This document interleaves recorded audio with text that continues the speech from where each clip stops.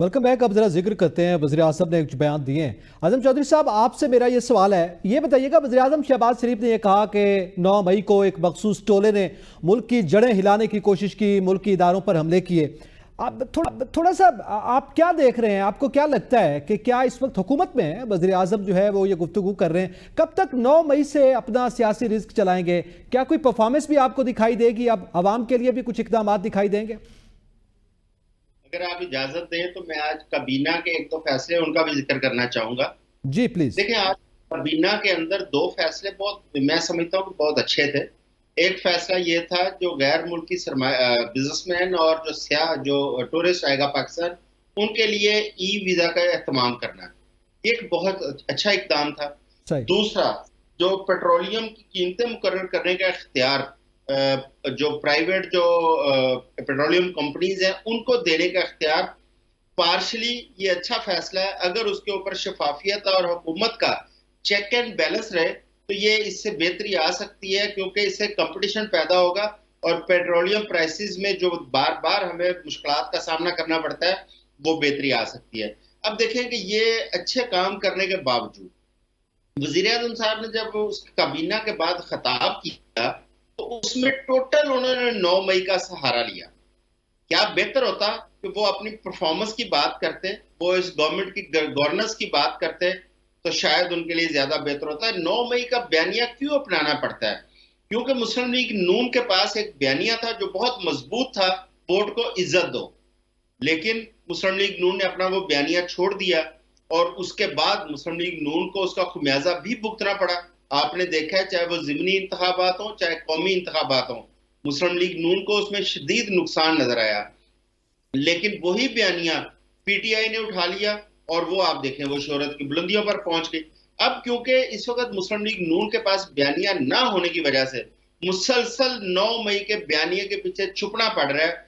इससे बजाय ये बयानिया के पीछे छुपे, ये अपनी परफॉर्मेंस पे अगर तवज्जो दें, अवाम को जो इस वक्त मुश्किलात हैं, जिस तरह आईपीपीज हैं, बिजली है, महंगाई है, बेरोजगारी है, इसके ऊपर अगर तवज्जो दें तो शायद इनको ये बयानिया ना अपनाना पड़े। क्योंकि जब भी सियासी जमातें, उनके पास दो ऑप्शन होते हैं, या अपनी परफॉर्मेंस के ऊपर लोगों की वो वसूल करें दाद, या मुखालफीन के खिलाफ को बयानिया बना के उनको रगीदें।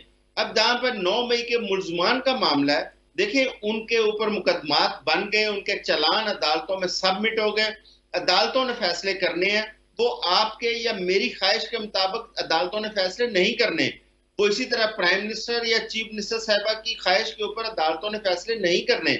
उन्होंने फैसले वो करने हैं जो आपकी लॉ एनफोर्समेंट एजेंसीज ने इन्वेस्टिगेशन करके जो एविडेंस उसके अंदर कलेक्ट किए हैं या उसके अंदर जो विटनेस है उनकी बुनियाद पर अदालतों ने सही। फैसले करने और उसी के मुताबिक ट्रीट किया जाना है।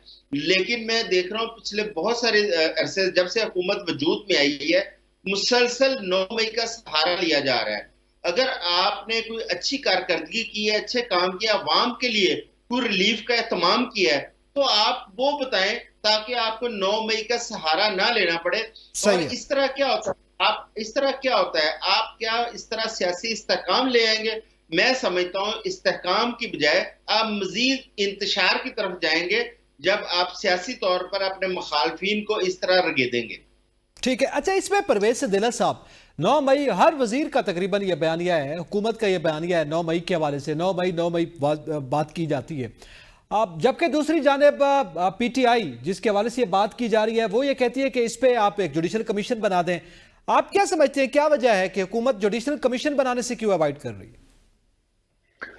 पहली बात तो यह है कि मैं अपने दोस्त को दाद देता हूं जिनकी नज़र में 9 मई कोई मसला ही नहीं है। 9 मई को कुछ हुआ ही नहीं है। 9 मई जो इस मुल्क का कोई बड़ा प्रॉब्लम ही नहीं है। 9 मई की वजह से इस मुल्क में मजीद जो है कोई ऐसा हादसा नहीं होगा जिसकी मिसाल 9 मई मिलेगी। और 9 मई वाले जो लोग हैं जिनके बारे में कुछ नहीं किया जाएगा या उनको छोड़ दिया गया है या आने वाले दिनों में छोड़ दिया जाएगा अदालतों से या किसी और जगह से, वो आने वाले दिनों में कोई और 9 मई नहीं करेंगे। बन्नू वाला वाकया हो, जर्मनी वाला वाकया हो, ये तमाम वो चीजें हैं, ये तमाम वो हिम्मत और हौसले हैं कि अगर 9 मई को रोका जाता तो ये चीजें आज इस मुल्क में नहीं होती। जब मेरे दोस्त का ये कहना ना कि ये मजीद इंतशार नहीं होगा मेरे भाई। आप देखें, दुनिया की तारीख देखें, जिन मुल्कों में इस किस्म के वाकये हुए हैं वहां पर विदिन दिनों में उन लोगों को सजाएं सुनाई गई हैं और उसके बाद ये चीजें नहीं हुई हैं, उसके बाद कभी हिस्ट्री में ऐसी चीजें नहीं हुई हैं, और अगर हुई हैं तो दोबारा फिर उसी तरह उसको निपटा गया और फिर अगले 15-20 बार ऐसा कोई वाकया नहीं हुआ। तो 9 मई को आप अगर ये समझते हैं, मुझे ये बताएं जरा, जो अब ये जो अभी बन्नू में हुआ है, क्या ट्रेलर नहीं था कि आने वाले दिनों में कोई ऐसा होने जा रहा है? क्या आपके सूबे में जहां पे 15 साल या 14 साल से एक पार्टी की मुसलसल हुकूमत है, वहां पे किसी दूसरे मुल्क के झंडे लपेट कर लोग जो है वो भाग रहे हैं, और जहां पे फौज की गाड़ी जा रही होती है उसके पीछे झंडे लहरा कर गाड़ी लगा दी जाती है, लो हम हैं अफगानी, जो करना है कर लो हमारा।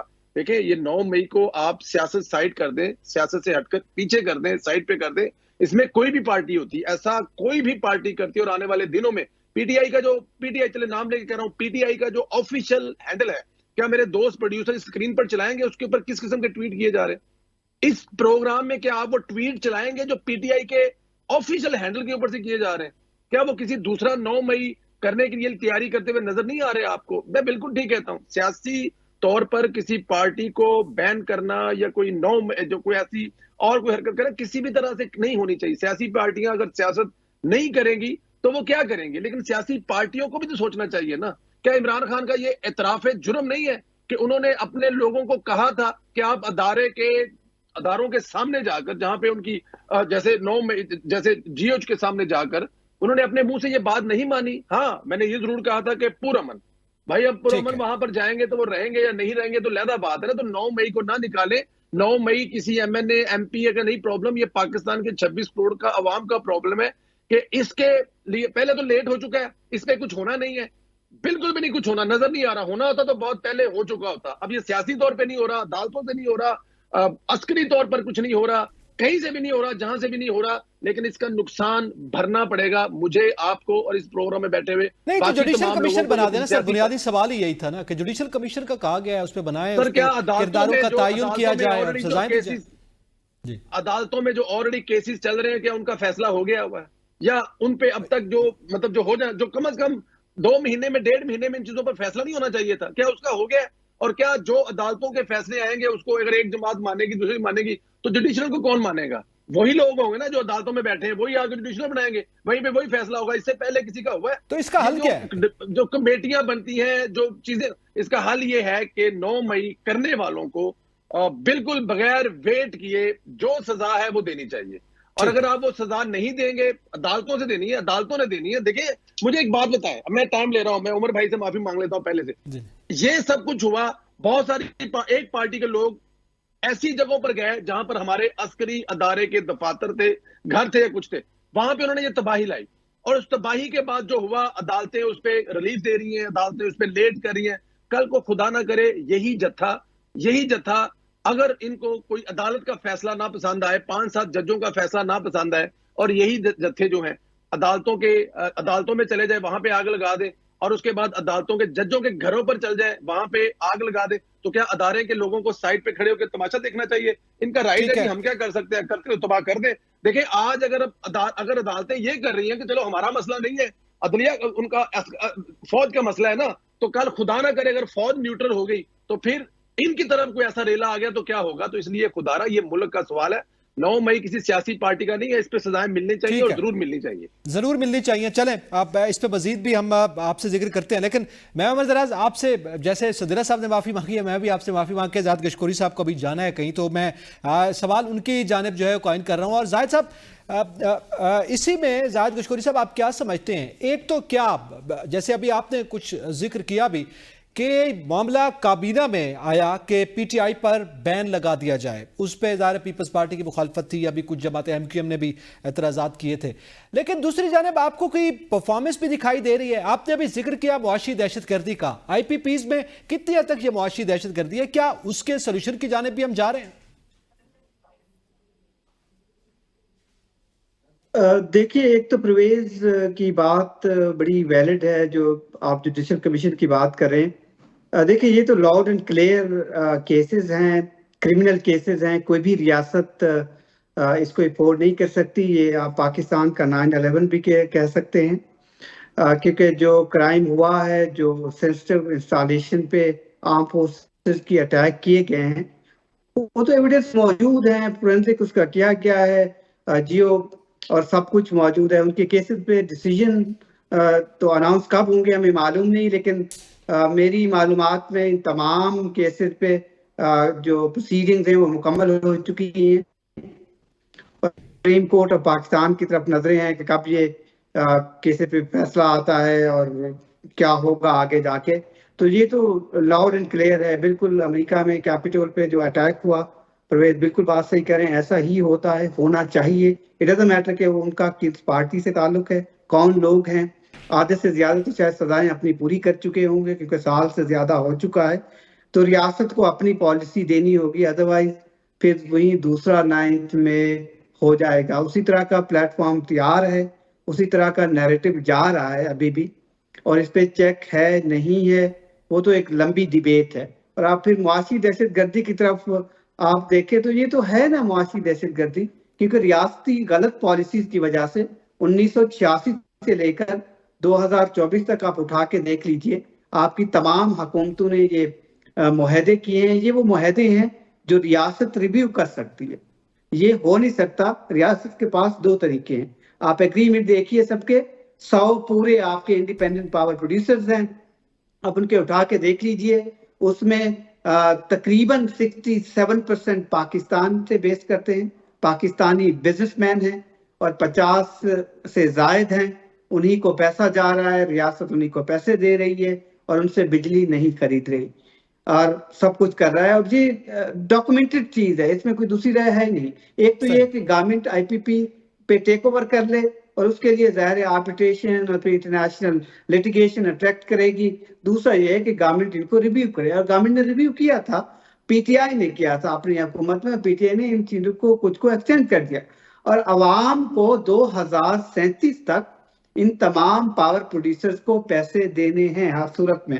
आपका अगर मीटर लगा हुआ है आपको वो पैसा देना है, बिल देना है। आप हुकूमत से बिजली लें या ना लें, आपको 17 किस्म के टैक्स देने हैं। 13 टैक्सेस आपको फेडरल गवर्नमेंट लगा रही है एक बिल पे, और बाकी 4 जो हैं वो आपका डिस्ट्रीब्यूटर लगा रहा है। अगर आप इस्लामाबाद में बैठे हैं तो आइस को लगाएगा, आप लाहौर में बैठे हुए हैं तो आप पेलेस को लगाएगा, मुल्तान में है तो मैप को।